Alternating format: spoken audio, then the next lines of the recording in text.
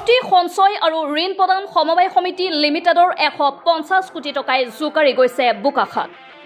ছ'চাইটিখনৰ পৰিচালক মনছিল পেগুক 3 দিন আৰক্ষীৰ জিম্মাত ৰখাৰ পিছত শুকুৰবাৰে জেল হাজতলৈ প্ৰেৰণ কৰিব। তাৰ পূৰ্বে শুকুৰবাৰে দিনত ভাৰতী সঞ্চয় আৰু ঋণ প্ৰদান সমবায় সমিতি লিমিটেডৰ কাৰ্যালয়ত পৰিচালক মনছিল পেগুক লৈ দণ্ডাধীশ আৰু আৰক্ষীৰ উপস্থিতিত নথি-পত্ৰসমূহ পৰীক্ষা কৰাৰ লগতে কম্পিউটাৰ, প্ৰিণ্টিং মেচিন, নথি-পত্ৰ, চিল আদি জব্দ কৰি থানালৈ লৈ যায়।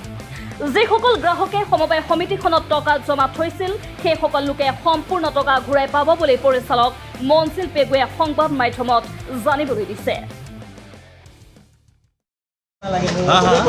চিন্তা কৰিব নালাগে, অলপ দেৰি হ'ব কিন্তু পাব হা।